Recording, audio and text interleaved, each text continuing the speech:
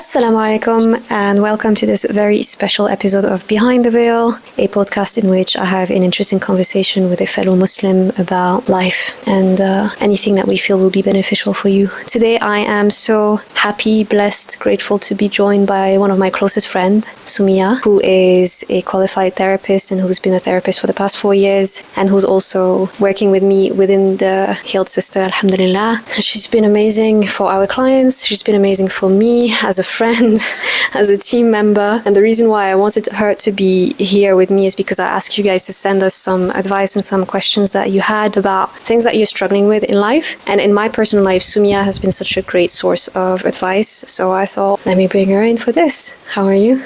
Assalamu alaikum. Thank you so much for having me. I'm so excited to finally be on Behind the Veil. Yeah, because we've tried this several times. And we always fail because... technical issues. Or we laugh. We laugh a bit too much and we can't post whatever we record. But alhamdulillah, today we are in this beautiful place as well. We're traveling together for the first time outside of the UK. And we're taking some of that blessed time to sort out your issues, guys. And our own. In the same time. So Sumiya has no idea what the questions that I have selected are, so I'm going to be reading some of them. Thank you so much for trusting us and sending those questions. Alhamdulillah. There were a lot, so obviously we won't be able to cover everything, but I've selected a few that I believe a lot of people will relate to. So we are going to be talking about the difficulties of being in our feminine, difficulties of finding a spouse, betrayal in the marriage, experiencing betrayal in a marriage, and things of that sort. In case you're wondering, should I stick around or not? These are some of the topics that will be covered today. Are you ready? Yes. Okay. First one. I am an independent woman, and yet I want to be feminine. I'm not comfortable asking for help. Sounds familiar. I have this mindset of being afraid to be rejected when I ask for help.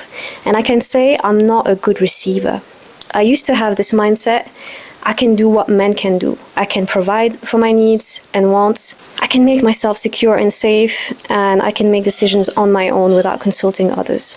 I'm now surrendering my masculinity, and these mentioned above still bothers me, and I accepted I can never be like men. Now, I accepted my vulnerabilities as a woman, but I do come across as intimidating, and I want to be perceived as someone who is feminine. How can I be feminine and yet independent? How can I present myself in a way that I want to be perceived? Did I write this question? You know, these questions comes up a lot because we live in a society where a lot of women are pushed to be very masculine. And then when comes a time where they burn out and they want to find a spouse, for example, or they just realize that they're not being their authentic selves by being too masculine, they ask themselves that question, like, how do I reverse this behavior? So where would you start with this? I think this is so common. I think there's like a huge pandemic at the moment of women who were forced into their masculine at such a young age, and because it's all we know, we don't know what's right, what's wrong, and how to slow down. And I think it's very nice to hear that you have managed to find a way out of your masculine and are embracing your feminine. But I think the question was, how do I portray myself as feminine now? Yeah, so there's an element that's very precise here, which is, the first one is, how can I be feminine and yet independent? So that's for yourself. And then the second element is like, for people who are around me and who see me and who are close to me, how can I present myself in a way that I want to be perceived? Yeah. For the first question, I think that comes down to boundaries. So you can still be feminine and independent by maintaining your boundaries. And I think it's about knowing when you need to be independent and when you need to accept help.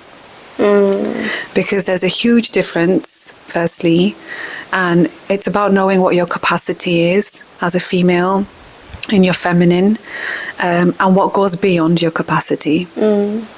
And if you can identify that, then you can draw the line. Well, actually, this is something that I can do by myself while still being in my feminine. And this past this point is where I need to start asking for help. Yeah. And it's okay to do that. It's okay to reach out for support for those things that you know you can't do whilst being feminine. Like women and men, they have their roles, and I know that in today's society we're not allowed to say that because I might get killed or shot for being a feminist. But actually true feminism is knowing that there are clear gender roles. I think it's about knowing you yourself first, what's feminine for you, what's masculine, and then you can be independent with your feminine tasks, and then when it goes beyond your capacity, reach out for support. And be compassionate with yourself is what I would say. And also, what's your definition of independence? 100%. You know, because it means different things to different people. Where it goes past the point of being negative for you or positive for you, that's fine, you know, draw the line. But where is it becoming toxic? At what point are you so independent that you are so tired you don't want to move? Or crying yourself to sleep because you've had a crazy day and no time for yourself. So yeah, I think the first place to start is figuring out what independence means, and then drawing lines and boundaries for yourself. Yeah, because everyone was created different as well. Like, absolutely. Women have different capacities. Like, even if we don't even start talking about men, the difference between men and women, there's a lot of differences from one woman to another. But you mentioned a lot of things that are actually part of the program that I'm working on at the moment, and that I've started coaching women on, which is Sacred Feminine, and it's a one-on-one coaching program based on this issue of like, how do I find the balance between being feminine and being independent and not burning out in all these problems. So the first step is definitely creating that self-awareness of like, where am I at in my life in terms of my energy? Am I more in my feminine, wounded feminine, or healthy feminine? Am I more in my wounded masculine or healthy masculine? And what do I want to change about these things? For me, for so long, I was very similar to what was mentioned in the question. So like at a certain point in my life, I really struggled to ask for help. And I thought being independent was the way forward. I got stuck in this cycle of just working and never asking for help. And I was at such a speed. And then I realized that it was so awful for my mental health. I was no longer in my feminine. I wasn't doing anything for myself that was beneficial. And then when I took time off work and I was off sick for 2 months, my body was reacting finally. It was shutting down. I had so many physical health problems. And funnily enough, in those 2 months, I was forced to ask for help. Yeah. And I was forced to slow down. And in those 2 months, I realized, you know, we have this idea in our heads about how awful it is to ask for help. And I know that the rejection, it can be awful, because that's the same fear I have, is what if I ask and I get shut down or it's not received the way I would like. But what's the worst thing that can happen? Exactly. You know? What if you get the support that you need? Absolutely. And even if you get rejected, then you redirect yourself towards someone who will actually support you. Yeah. And then eventually you get the support that you need. Absolutely. And it's very weird, because during that period, I went from working my very fast-paced, chaotic job, and I started baking, which is very feminine. Yeah. You know? And I was doing it on my own terms. And I was tapping into a side that was creative, and I don't even know where that side came from, because you would never find me in a kitchen. Yeah, subhanAllah. You know, so it's crazy the things that can happen when you listen to your body and ask for help and slow down. So I guess just ask yourself, what's the worst that can happen here? If I ask for help, yeah. So the first step is definitely having that self-awareness. And then noticing what are the beliefs that are holding you back. So for example, receiving is for the weak, or I don't want to ask for help because then I will look a certain way, or I can't count on anyone. And looking at these type of beliefs and then just dismantling them. These are just limiting beliefs. The truth is that we all need help. Men and women need help. This is not even about feminine energy or masculine energy anymore. It's just about recognizing that only Allah is self-sufficient. So when we put ourselves, especially as women, in these positions and in these roles where we think we don't need anyone and we don't need nothing from anyone, it's almost like a God complex. It's very arrogant and dangerous to go there. So once you've identified the limiting beliefs that are keeping you stuck in your unhealthy masculine, you get rid of them. And slowly, you identify the actual behaviors that are the manifestations of those limiting beliefs. And you remove them if you can, or you reduce them. So if it's not asking for help, for example, you start asking for help. And you start with the small things that don't make you overly uncomfortable, and you keep on increasing that with time. And if it's another limiting belief related to masculine energy, what else could it be apart from not asking for help? Overworking, for example. Yes. I'm not worthy unless I'm productive. That's another very unhealthy masculine belief that a lot of brown women hold, because we grow up in households where we are praised for our education, for our results, for our status in society. So getting rid of that belief could be learning how to just sit down still, meditating, doing some dhikr, just praying a bit longer, spending more time in things that don't define your productivity or level of productivity in a day, for example. That's the very healthy feminine side of us. Engaging in creative activities, so which is seen as a waste of time for a lot of women. And then this is when we are stuck in our masculines, when we don't allow ourselves to do things that are actually enjoyable. So removing the negative behaviors and increasing the healthy feminine traits that you have been neglecting for a while and focusing on that. Then working on setting boundaries as well is also part of healthy feminine behaviors. Practicing self-compassion, as you said, which is a trait of the healthy feminine. And then just working on spending more time with yourself to discover who you are as a woman, as opposed to who you have been taught to be or raised to be in your environment. And I'm always an advocate of traveling to do that, because it's easier to be yourself when you're not surrounded by your original environment. But not everyone can do that. So it could just be simple things as going for daily walks to reflect, or using journaling prompts like, who am I when no one is looking at me? That's one of my favorite prompts. Who am I when no one is watching? And see what comes up for you. And what do I fear will happen if I embrace my feminine side? And another big thing is, who are we pleasing here? Because we're definitely not happy when we are in our masculine. Yeah. You know, so it's also asking yourself the question, like, who am I serving here? Because we're not serving ourselves. It's definitely not in line with our fitra at all. So the reason why we feel so imbalanced is because we're so out of touch with who we truly are. But then it's very difficult, you know. I think our elders, the women, they knew their role, and it was in the house, and it was cooking and cleaning and having children and raising them, and that's fine. That's an amazing thing to do. But I think with this second, third generation, the women were still expected to do those things, and then getting an education and then working. So it's too much. Yeah. And as a woman, you might find that one works better for you, and working and educating yourself is more in line with who you are, and that's absolutely fine.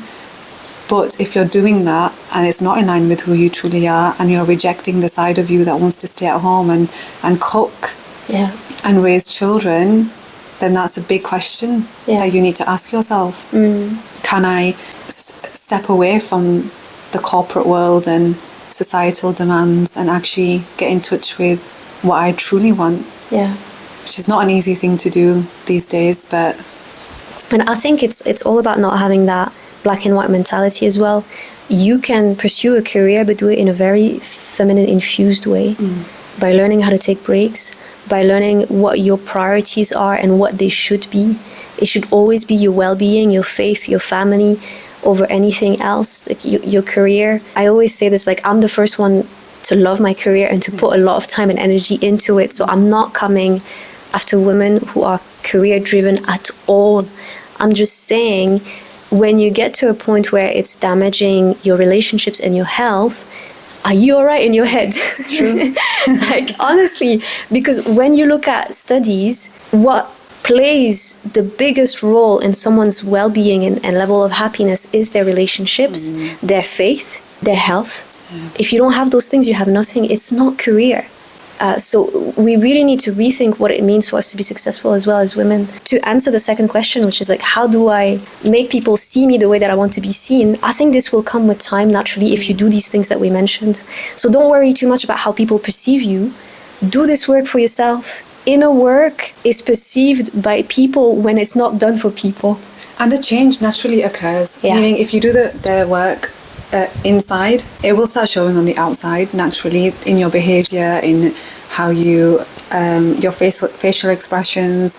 I've noticed so many times when women step away from the masculine energy and the chaos of the world, facial expressions are softer. Yeah. And their tones change. Yeah. And they're less aggressive because they're less on edge. And they move slower as well. Yeah. And they want to dress nicer, they want to dress more feminine. We go to work in our... What are we wearing? Like, what are we wearing when we go to work? Or, you know what's a common one? When we become a little bit more religious and we start wearing the hijab, for example, or we detach ourselves from society's expectations of what beauty is like, we lose ourselves at home as well.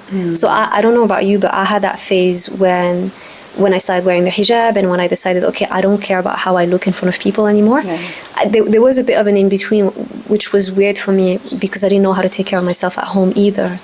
And now, alhamdulillah, like I can say, I don't want to say something bad. I don't want to say too much, but I love taking care of myself and I look good at home. So even like at work, like don't dress up for work necessarily, but learn to dress up for yourself. Learn to take care of your body for yourself. And also another thing with that last question is oftentimes we worry so much about what other people are thinking when we're not happy with ourselves, or we're not feeling confident within, or we're not quite there yet with how we feel about ourselves. That's the only time we think, okay, what are they thinking? Exactly. Am I coming across as masculine? And I get the worry, but the more you nurture yourself and get comfortable with how you feel about yourself and how you look within or outwardly, that's when you'll stop caring completely about what other people think. And that's when you look the most feminine. Yes. Because the feminine does not care about outsiders' opinion. Absolutely, this is all part of surrendering. So I guess that covers it for this question. There's a lot more to work on. I really believe that feminine energy is related to healing.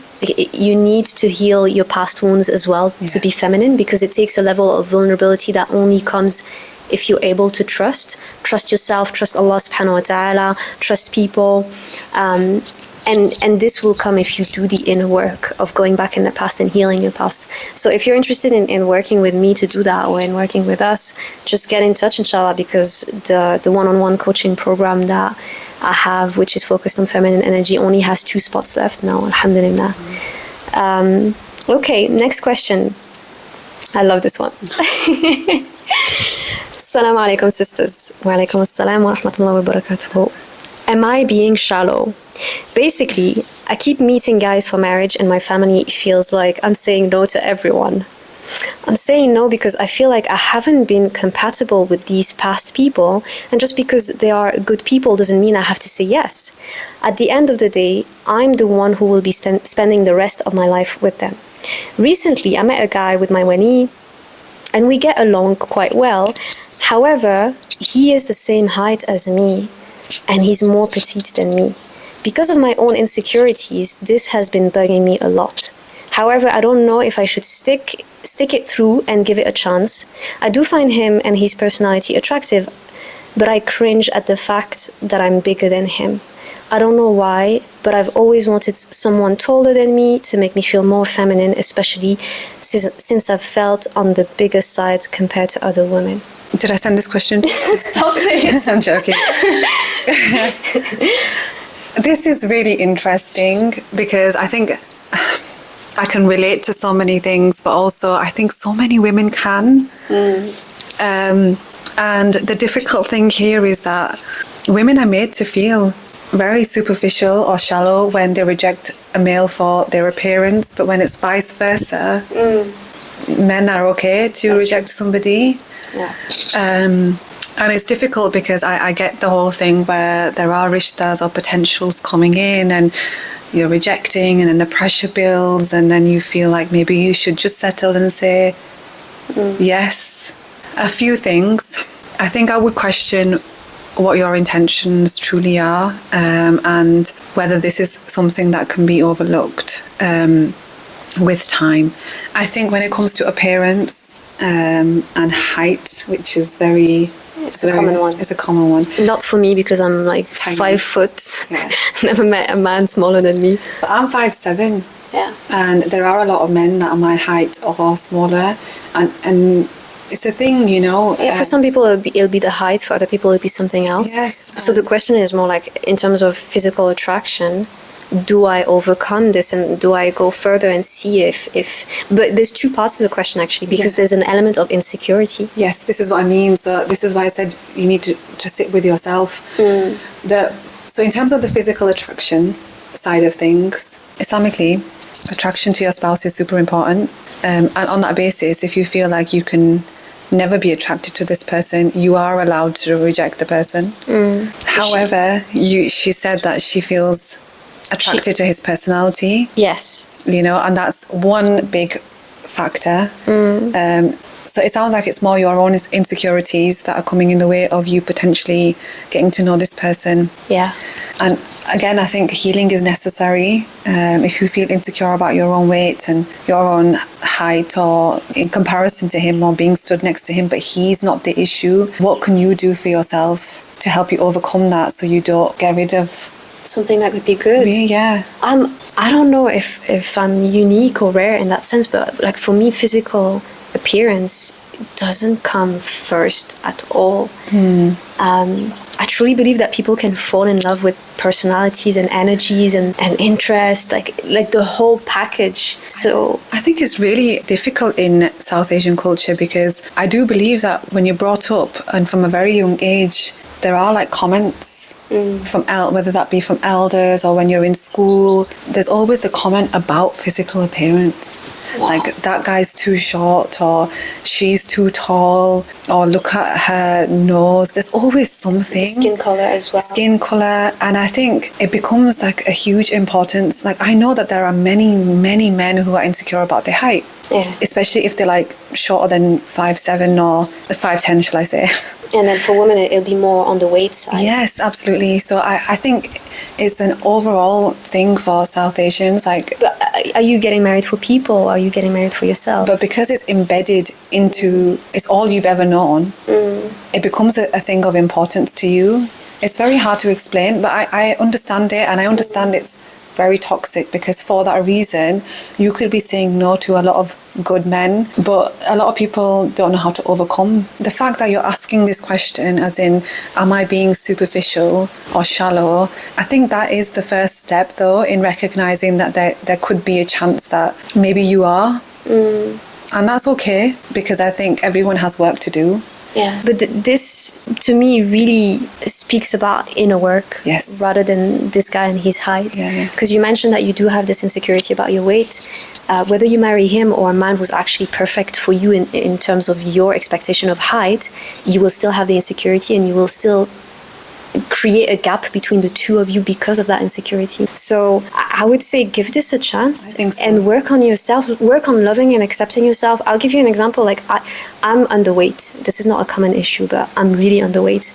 And I'm very honest with men who are interested in me for the purpose of marriage when it comes to that, because I'm very secure with my petiteness and my skinniness, if that's the thing. Even if I'm not at my ideal weight and I'm working on gaining weight, I have to be honest with them, because I have accepted myself as I am, and this is me telling them I'm completely confident and I love myself. This is the truth, because obviously men in the setting of getting married with a Muslim woman don't see us very well, right? So you might have been hiding parts of yourself in order to appear a certain way to this man or any man that you've been talking to, because you're insecure about them, and that's not doing them or yourself a favor, because then you enter a marriage almost on a lie or on a secret or on something that you feel you have to change about yourself. Be honest with him about how you feel about yourself, and give him a chance. And also, I don't agree with this whole tick list Yeah. for marriage. Yeah. Like, I would suggest, because we all have one, so I'm assuming you do, I would go through this tick list for what you're looking for in a suitable spouse and question what on there now is actually truly valid. Because if on this list we've got 6'2", gym body, fair skinned, sense of humor. We're going to get backlash for telling women to settle. No, but I think we need to question Priorities. We need to question what are we looking for something temporary here, because all those things can change. Beauty fades. Yes. Or are we actually genuinely looking for a spouse? And I do feel that when it comes to getting to know somebody, if the person is a lovely person, they're on their deen, they can provide for you, they can take care of you, attraction can grow. Yeah. I think you can overlook their appearance. Yeah. And to you, eventually, if you give this person a chance, you may start really liking how he looks. Yeah, especially if you do the work on yourself to be in your feminine, Yeah. and if that person allows you to be in your feminine, you will start looking up to that man because he's fulfilling his obligation as a man. Absolutely. As long as he also has a beautiful character. Absolutely. And this is what we're describing here. It's a man who provides, protects, and also takes care of you, and who is affectionate in his own way or whatever. So if you have that and all that in that person that you're talking to at the moment, honestly, his height will only be a detail over time. And I do believe that you wouldn't be questioning this if you really weren't interested. Because if it was a no, you would have known. Yeah. But you genuinely know that this height situation is not a valid reason to say no to this person. Yeah. And that's huge in itself. Because he clearly... He's questioning your beliefs. Yeah, and he's also teaching you that he could be a potential spouse. Yeah. And he's fit for that. And the only thing is his height. All that being said, as long as you've prayed on it and you don't have like major Signs. bad signs about him, we should have started with that actually. Praise the Hara. Pray on it. Obviously, I'm sure you've already done it. Yeah. And then as long as there's no major red flags on these sides, obviously. And we're not saying get married to him, we're just saying keep on getting to know him and don't rule it out. Yeah, don't rule it out. Honestly. Yeah, so that's it on the physical attraction thing. I thought we were going to be disagreeing on this one. No. I just realized I didn't read the whole question. She hadn't told him about her being on the bigger sides. And that's why I said the thing about being honest. Definitely obvious insecurities that need to be worked on first. And then the second part of this was, part of me is like, is it bad that I'm looking for marriage when I feel my insecurities with size are still there? I don't think it's bad. I think it's natural to look for marriage despite how you're feeling. However, you still need to do the work. Yeah. I think there's two parts to healing. There's healing in your own corner alone, and there's so much of that can be done. And then there's healing that can happen in a beautiful relationship as well. And another thing that we need to consider is that a lovely man can help you heal. That's what I'm saying, yeah. If you are in a relationship where your husband looks at you with a sparkle in his eyes, and I don't want to romanticize the whole thing, but where you are with someone who will compliment you, who will give you words of affirmation, who will tell you that he loves how you look and he loves your body, honestly, this will definitely boost your confidence. Of course, if you don't get that from yourself at all and you do the opposite to yourself, it's going to be counterproductive. But if you both work on yourself and have someone like this in your corner, it's just like having good friends who stop you when you start talking badly about yourself. It's the same thing, except it's amplified because this is the man who's sharing your life with you. He knows everything about you. He's going to know everything about your body. So if it comes from him, it's going to be even more easy to believe it because he knows you upside down. I think also another interesting thing here is he may not have known about your weight or your size prior to talking to you, but he's still here. So he clearly doesn't care. So actually, let me read the end of the question because I feel like it's really good. She said he doesn't seem to have an issue with it at all when it comes to the size. And then, although he can't really see my body as I wear loose clothing, and I haven't told him, however, I just worry to myself Is it silly to say no for such a reason so early on without getting to know more about him? I've met him a couple of times, and there are also some things lifestyle-wise that we are different in, but I wouldn't call them deal breakers. However, the height thing on top of that makes me rethink it. Part of me is like, is it bad that I am looking for marriage when I feel like my insecurities with size are still there? I do accept the way that I am, and I'm learning to love my body, but I feel like having a guy who's more toned and smaller than me will re-trigger this. I guess it means I'm not fully over it, but I can't lie, I feel like it's an insecurity that will always be there, lurking in the back of my mind. Am I just overthinking? Is it because I've always had this idea in my head, reaching up to taller man for a hug and feeling safe and protected and small? Also, I always wonder, what if someone even better comes along? And am I doing the grass is greener somewhere else? Should I keep waiting till someone better comes along, or should I just settle? Also, I just prayed istikhara with each situation I've been in, so it really helps handing over everything to Allah subhanahu wa ta'ala. Help me out, ladies. I feel like talking stages are so hard to navigate through, especially as the older generation have such different standards and boundaries, and have this thing of get married to any man as long as he's stable and got deen, attraction will increase, which is basically what we said. Attraction will increase, which I'm not implying isn't true, but yeah, I wish I read the whole thing. I know, what a waste. No, we're stuck at this. I think a few things to highlight there is that I don't agree with this. What if somebody else that's better comes along? Whatever's written for you ultimately will happen, and there's no guarantee that your very tall built guy is ever going to come. You know, and that's the nicest way. Stop dreaming. No, it's not even dreaming. It's about it's about rejecting what's right in front of you just because of this false hope that there's something. I'm so worried we're gonna make women so pessimistic with our broken hearts. I think we've been quite positive considering. Are we the right people to talk to about these things? Because if I was being negative right now, I would have said, tell him to get lost. No, but that's the abundance mindset. It's like whatever you want will come to you. Your perfect man is out there, which people are selling as well. No, they're selling it, but what I mean is, my opinion on it is that it's not necessarily the best view to have. You shouldn't settle. I don't agree with settling, but I mean, what are we waiting for? Yeah, I think we don't know. We don't know what the future is going to hold. And the thing with women in general is, and I say this to my friends as well, that we think that a man is going to fall from the sky without doing the work. Yeah. And I have had a few friends that have said to me, oh no, like women shouldn't chase, and I'm just going to wait, and if it's written for me, it will happen, and which is fine. But also we are taught to tie our camel.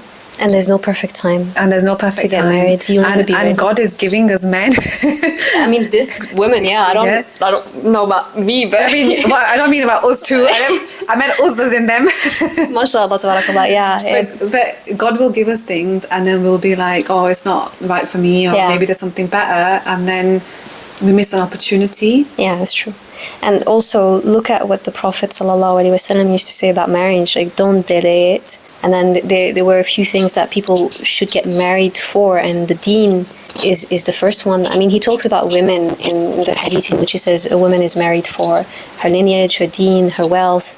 But if you can marry someone for that deen. So I think we've been overcomplicating things, following societal norms and like beauty standards, but those things should not be prioritized. Look at social media culture. Not actually, even better.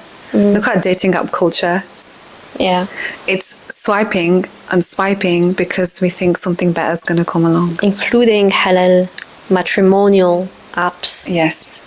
And what happens when we keep swiping and swiping because we think something better is going to come along? Nothing actually comes. Yeah. And people are wasting their time on these apps, and people are getting heartbroken because men think that there's something better out there, and women think that there's something better, but we're not going to find the perfect person in one person. Nobody is perfect. So what are we looking for here? You know, marriage is about accepting somebody for who they are and not wanting to marry someone who's completely perfect. Yeah. We're not. We have flaws. And working together to be better for the sake of Allah subhanahu wa ta'ala. Absolutely. So if you feel like you can do that with this man, as long as you have the same values and the same vision, Yeah. go for it.